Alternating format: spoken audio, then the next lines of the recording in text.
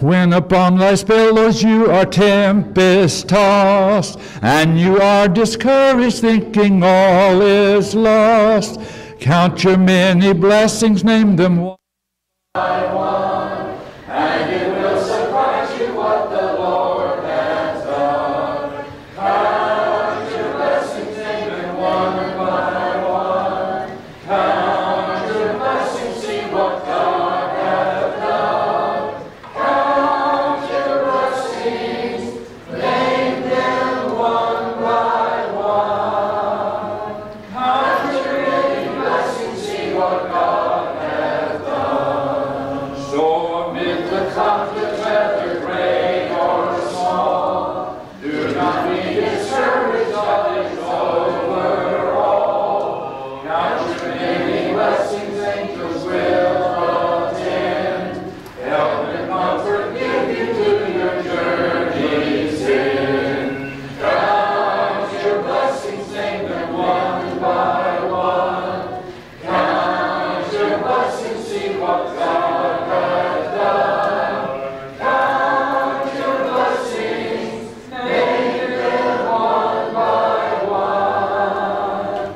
Count your many blessings, see what God hath done. God has blessed us so abundantly, and one of the great blessings that we have is family. It's brought about, of course, because God saw that it was not good for man to be alone, and so he made for him one that was a suitable companion, one that was tailor-made, as it were, one that was provided for him. And we're grateful for our families and grateful for the blessings that they give to us. And we're going to be discussing marriage here in this lesson. We need to remember that this is a divine institution. God is the one who designed it, and as long as men follow God's laws in regard to it, it is a wonderful and happy relationship. Unfortunately, there are those who would do everything they can to destroy the marriage relationship, say it's archaic and out of date, and we don't need marriage anymore. And there are so many things that are happening to make homes weaker, make things difficult for children and for our nation. A number of years ago, I was asked to come and address the entire student body at Giles County High School, where I was living in Pulaski, Tennessee. Very large school, and there had been an article published at that particular time in Time magazine, and dealing with the question with regard to homes. Are homes out of date? There were sociologists who are saying we don't need families, we don't need marriage, we don't need any of these things, and they were examining the dangers. This is a building block of society. When there are no relationships like that, then financial commitments, problems with regard to the nation grow out of that kind of thing. All kinds of problems develop. And I felt that I needed to address what was suggested in that magazine. We need to recognize the things that are but so many other things have grown up since then to challenge the marriage relationship, the God-given relationship that the Lord would have us to sustain. So let's talk about it today.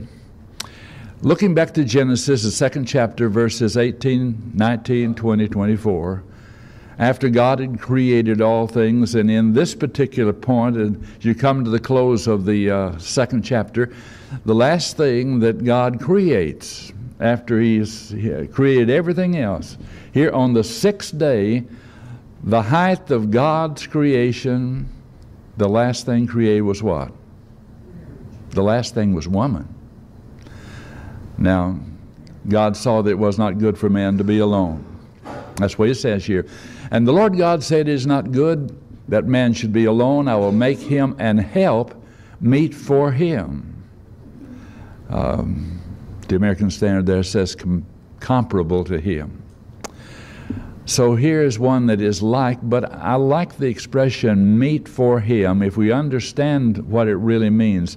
This is not saying one who is a helpmate, though it's true that she is a helpmate. It's more than that. It is one that is ideally suitable.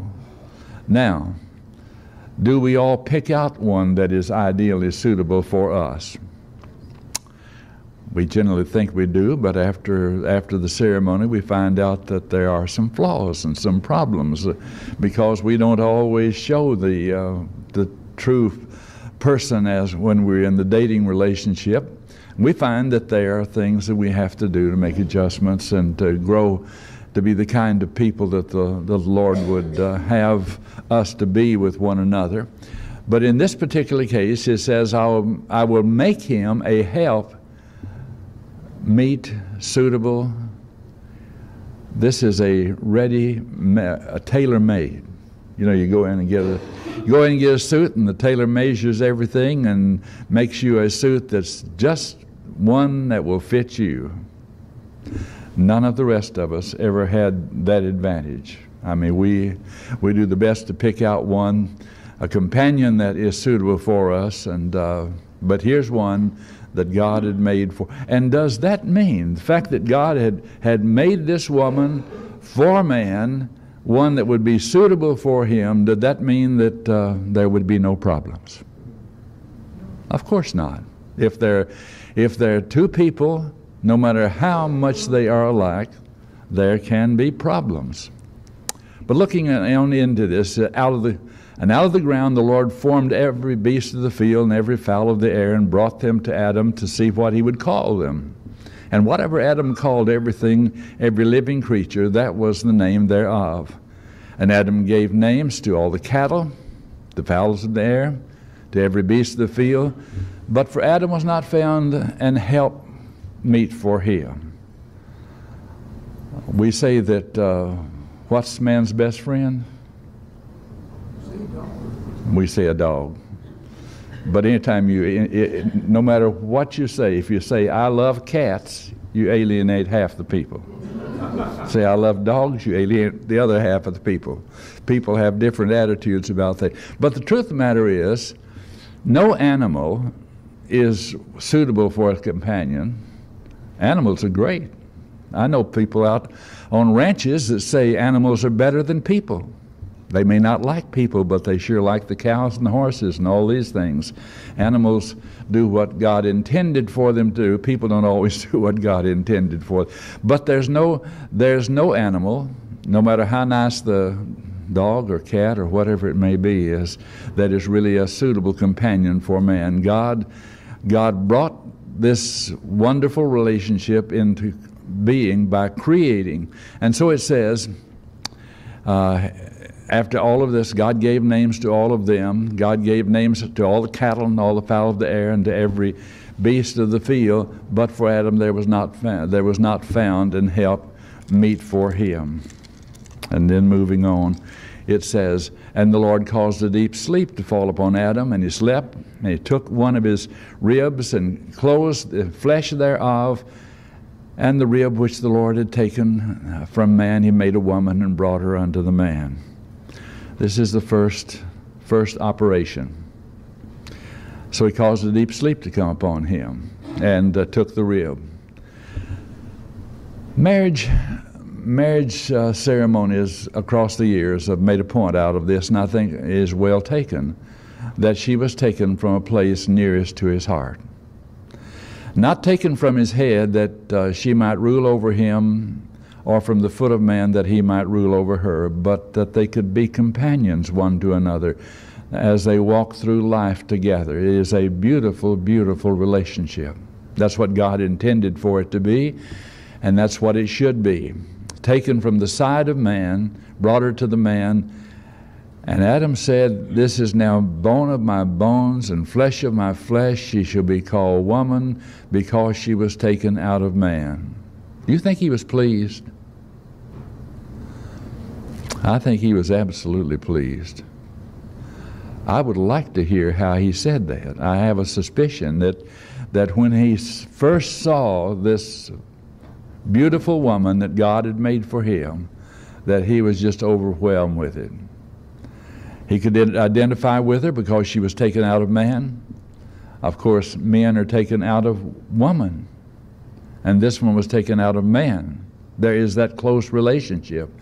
And Adam said, she's now bone of my bones, flesh of my flesh. She shall be called woman because she was taken out of man. Therefore shall a man leave father and mother and cleave unto his wife, and they shall be one flesh.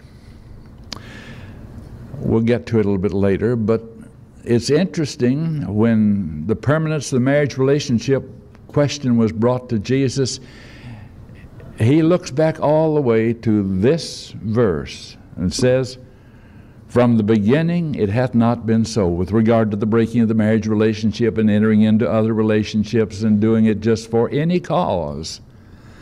And they came with that question, and Jesus said, from the beginning, there was all that body of teaching. There were those among the Jews at that time who felt like you could divorce your wife for just any cause. Then there were others who only for adultery. So there were those two schools of thought, and Jesus went right back, rather than discuss all of the things that had grown up in the meanwhile, said, from the beginning. That's the first time that you find here in the New Testament the idea of a restoration movement, not with regard to all religion, but the restoration of what God intended. With regard to the church, we talk about the restoration of the New Testament church. We need to look at the restoration movement with regard to what the home should be. The things that men have put forth are not improvements. The idea of same-sex marriage, communal marriages where there are many different partners, all kinds of things that people have tried, nothing improves upon the wonderful relationship that God had intended. And it's when people try to change it that there are great problems in that regard. So, notice what he says here in this verse. Therefore, shall a man leave father and mother, and cleave unto his wife, and they shall be one flesh. In every relationship, there needs to be a leaving and a cleaving. Now, in many, many cases, mothers and fathers don't really want to let their children go. They don't want to let them leave. They want to continue holding on to them and be close to them, and even closer than the wife, or closer than the husband. It's important that there be a leaving. And it doesn't have to be a leaving in the sense that they leave the state or leave the community or go way off. That may be a good idea. I know one marriage counselor who always said they need to go at least 500 miles, cross 3 rivers, 2 of which have no bridges, and then they won't have near as many problems. And he may have been right. I've seen far too many mother-in-law problems and daughter-in-law problems across the years. I remember when I was in Detroit, this one mother who really loved her son very, very much, and the family, they were living all of them together. And so she came to church one night and asked with regard to her son, and she said, well, he's not feeling well. His wife is taking care of him for me. That is a very telling statement.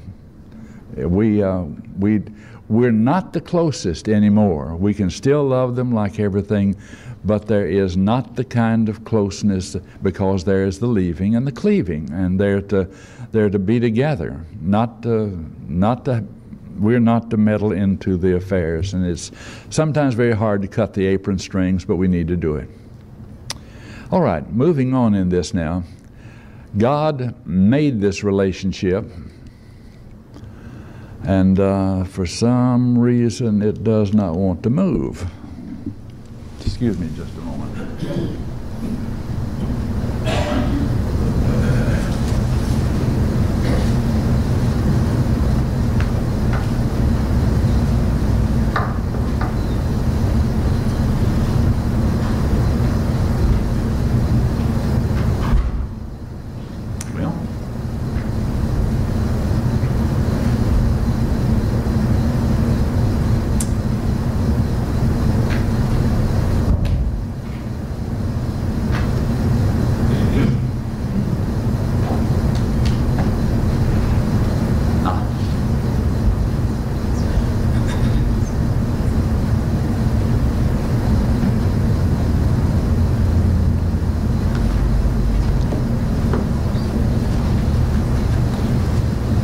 Now we're jumping ahead to the New Testament at this particular point.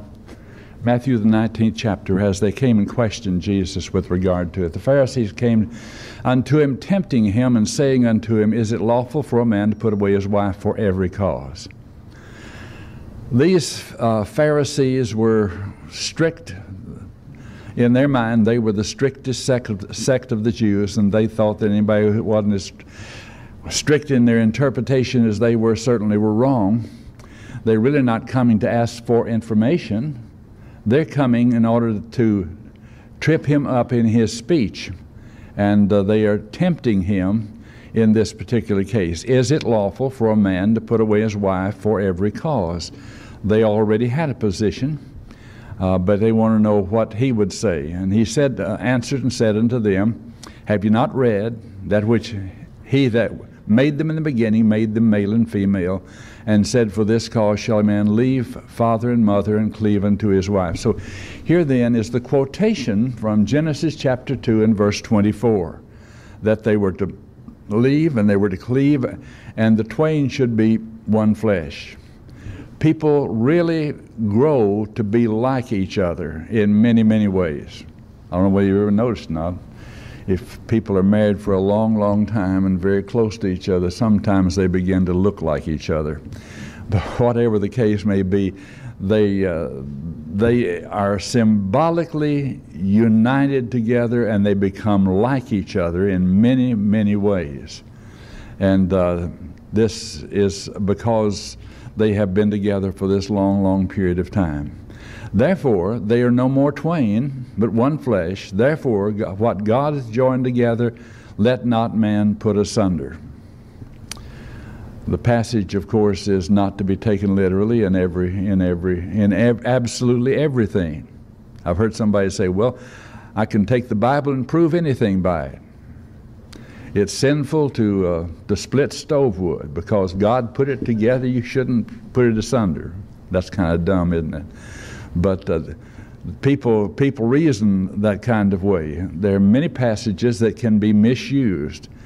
God joins the family together. Man does not have the right to break it up. And if it's going to be broken, it's going to be broken because one of those two partners breaks the contract. It is an agreement, a contract that is until death do they part. And very frequently this passage is used in the ceremony. What therefore God hath joined together, let no man put asunder. But there are reasons for the breaking up of the contract if one of the parties is involved. And it's a sinful relationship that would cause it to be broken up. Yes, sir. I heard a story about Brother Maurice Davis, who just recently passed away. Yes. That said that it was said that whenever he married someone, he made them agree to a contract before he would marry them, and that contract was that as long as they stayed married, they didn't owe him a fee. And his fee was $1 million. Okay. lots of luck on collecting that one. But that's very, very interesting. I appreciate you bringing that up. I used to perform a lot of marriage ceremonies when I was younger, and I loved to do it. I absolutely loved to do it. If people were suitable companions for one another in the sense that they would be a scriptural marriage, I love to work with them and to do the marriage ceremony. Some of the deacons up there at Detroit used to call me Marrying Sam, but it doesn't happen as much anymore. Yes, sir. Both ironic and sad that today more and more heterosexuals are choosing not to marry. Oh yeah. And the homosexuals are demanding. Isn't that amazing? Absolutely amazing.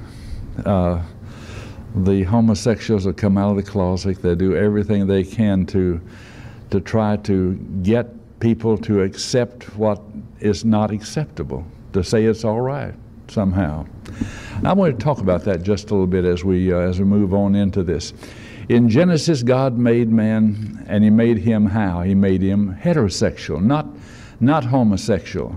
That is, He desired the opposite sex, not the same sex. It wasn't long before this kind of thing was changed on the part. People learn to do what they want to do rather than what they were made to do. And looking a little further in this, the statement in Romans chapter 1, verse 24, it says, "Wherefore God gave them up," talking about the Gentile world, "gave them up to uncleanness through the lust of their own hearts, to dishonor their own bodies between themselves." I remember when I was at East Hill, I had baptized the man who was the owner of the radio station, and he also was the chief newsman for both the radio station and also for the newspaper there. Very fine man. And as I walked down the aisle, we had a very long aisle at the church there at East Hill. He met me in the aisle and he said, "Brother McAnally, is there any place in the Bible that really condemns homosexuality?" So I took him immediately, picked up the Bible, took him immediately to Romans, the 1st chapter. It was already beginning to be at that time, and this is 40 years ago. It was already beginning to be something that was considered politically incorrect to oppose homosexuality. But I took him to this passage, and it teaches that this was growing up in the Gentile world. Because of this, God gave them up to dishonor their own bodies between themselves. And then in verse 26 and 27 it says, "God gave them up to vile affections, for even the women did change the natural use unto that which is against nature. And likewise also the men, leaving the natural use of the woman, burning in their lust one toward another, men with men, working that which is unseemingly." So that was the kind of situation. And as you go on into this, the Bible certainly condemns it in both the Old Testament and in the New Testament. Before the written law, this kind of situation exists. The written law of the Old Testament did not come until they came to Mount Sinai, and there God began to give the Ten Commandments, and then Moses began to write the law that we call the Law of Moses. But here it was condemned at this particular time. In this says they called Lot and said unto him, these are these people who wanted to take the angels that had come to talk to Lot, and they wanted to misuse and abuse them, and Lot would not let them do those things. But it was condemned before the written law. It also is condemned, and in this particular case, you remember the destruction of Sodom and Gomorrah. If there were to be 50 righteous people, the Lord talked to Abraham, and Abraham said, "Will not the judge of all of the earth do right?" If there are 50 righteous people, that's what Abraham said, "Will you destroy it?" God said, "No, I won't destroy it for 50. Abraham is someone said the first Jew. He began to Jew God down to 45. And God said, "I won't destroy it for 45. And Abraham says 40, and God says, "No, 40, 30, 20, 10, and he stopped. There weren't 10. And he didn't ask, maybe if he'd said 5, God wouldn't have destroyed Sodom. But it needed to be destroyed because it was a moral cancer upon society. God was going to wipe out the kind of thing that was there. So he rained upon Sodom and Gomorrah brimstone and fire from the Lord out of heaven, and overflew those cities and all the plain, the inhabitants of the cities that grew up from the ground. So that kind of thing is destroyed. As you look, it is suggested that here underneath what is the lowest place on the face of the earth, incidentally, the surface there of the Red Sea is the lowest place on the face of the earth. But it's another 1,300 feet deep. This is a part of the Rift Valley, and we keep wondering where really Sodom and Gomorrah was, but it's wiped off the face of the earth. Maybe it's under the Dead Sea, and that's the suggestion. But it tells us something of God's attitude. In 2 Peter, it says, turning the cities of Sodom and Gomorrah into ashes, condemning them with an overthrowing, making them an example unto those that afterwards should live ungodly. Now, they've come out of the closet. They want to push themselves upon society.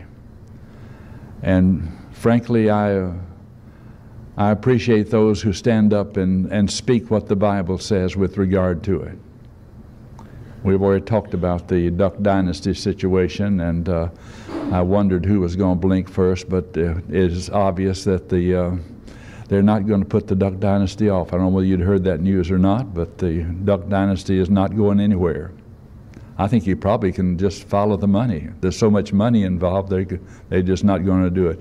But I'm grateful for the discussion that's come. I'm grateful that people who have spoken out against something that's evil, even though it's, in the eyes of the world, not politically correct. So, condemned before the law, and it's condemned in the law of Moses. Not only in the law of Moses, as in Genesis or Leviticus 18, where it says, thou shalt not lie with mankind as with womankind. It is an abomination. God couldn't be any plainer than that. Shall not do it. It was condemned before the writing of the law and also in the law. It is an abomination, unlawful, hateful, odious, offensive, unclean. And it is condemned here again in Luke chapter 20 and 13. If a man lie with mankind as it lieth with woman, both of them have committed an abomination, and they shall surely be put to death. Their blood shall be upon them. You think God's changed his attitude? God has not changed his attitude. What caused Sodom and Gomorrah to be destroyed, what God condemns so severely here, and what he said in Romans, the 1st chapter, to the effect that God gave them up, is something that clearly God does not approve, and it could bring down America if we do not wake up. All right. It is also true in the New Testament age. What we're saying here is before the written law, during the written law, and in the New Testament age, this is what the Bible teaches. Okay, here's a passage, 1 Timothy 1, 9 and 10. The law is not made for the righteous man, but for the lawless, disobedient, for ungodly and sinners, for whoremongers, for them that defile themselves with mankind.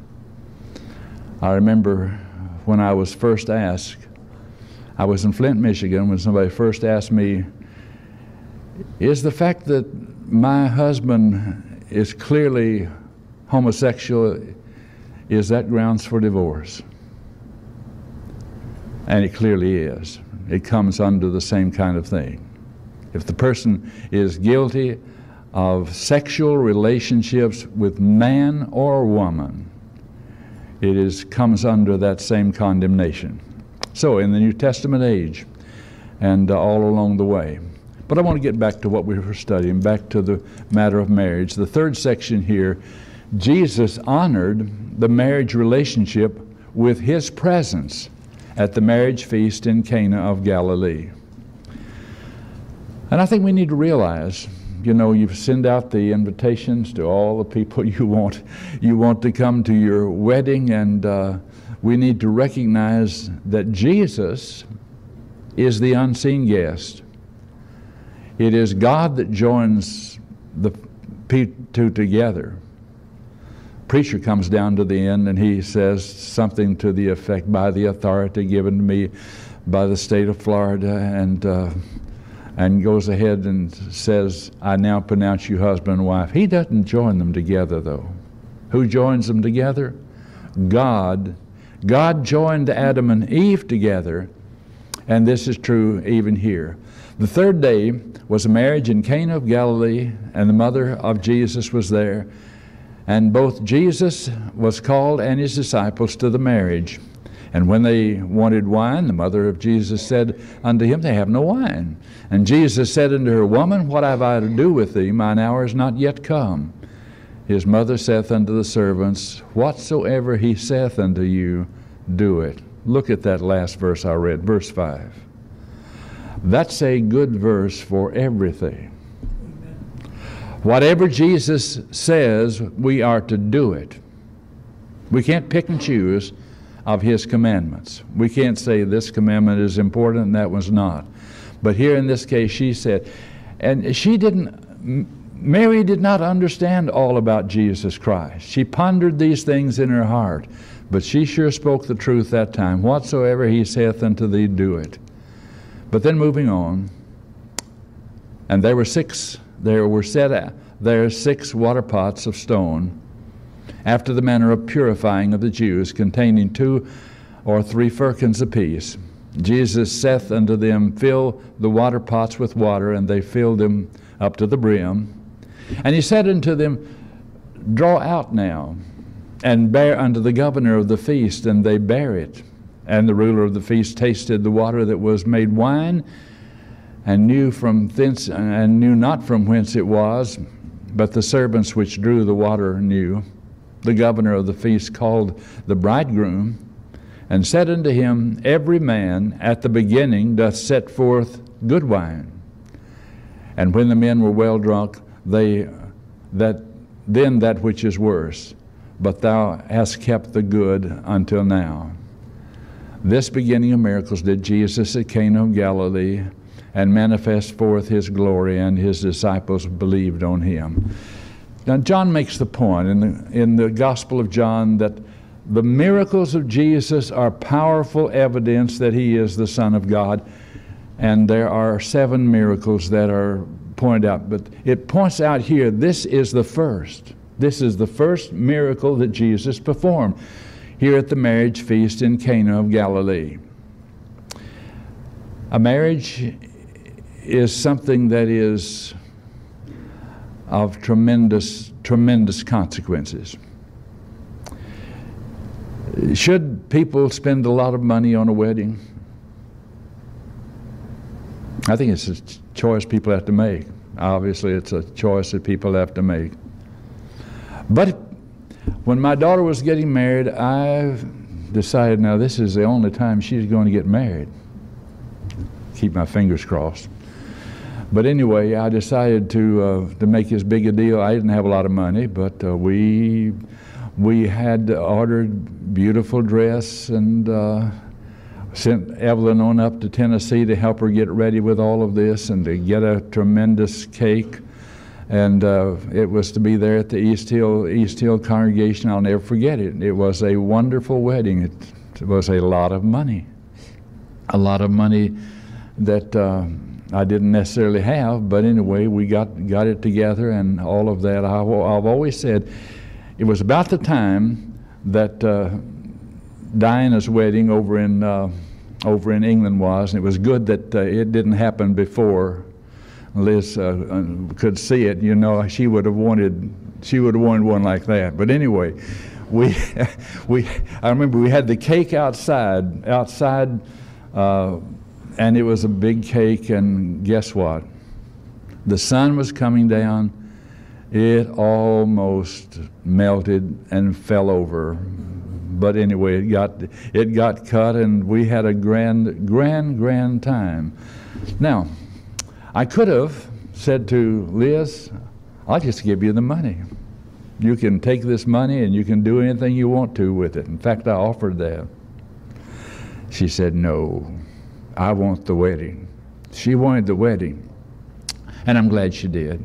I think we ought to recognize that love demands that we do certain things. That doesn't mean we have to go crazy, but on the other hand, it is something that is wonderful, and we need to love our children and love the in-laws and the outlaws and all the others that are part of a relationship like that. So Jesus was at the wedding feast and His disciples. Jesus is at every wedding. Some He will not approve, but God is the one that is to join them together. It is important for us to understand that. Now, what about the drinking? The word oinos means the fruit of the vine. Brian talked about this not too long ago. You cannot tell from the word oinos whether it is the grape juice in the unpressed grapes. It is referred to the same way. It's the word oinos, whether the juice is still in the grapes or whether it has been pressed or wherever it may be. The Bible so thoroughly condemns the use of alcoholic beverages that we have to understand surely that that's not the kind of wine that would have been used on this occasion. You remember even when it came to the matter of on the establishment of the church in Acts the 2nd chapter, there was a question about whether or not these men were drunken. There were those who said, with regard to the apostles, that when they stood up and preached in all of those languages, these men are drunk. These men are drunk with new wine. Peter stood up in verse 14 and says, these men are not drunken as ye have supposed. It's but the 3rd hour of the day. The common grape juice that they would drink, the common things that they would drink at that time, certainly were not intoxicating in that you couldn't get drunk by 3 o'clock in the morning. And that's not true with the wine you have today. It's been jacked up and made much stronger than that. And yeah, we need to recognize the danger involved in alcoholism and in drinking. The word oinos again is in that same kind of context when Paul says to Timothy, take a little wine for your stomach's sake, drink no longer water. Well, the water was impure, and Timothy was to drink the grape juice. It would not harm him. It would do very, very well. Any question before we bring this lesson toward its close?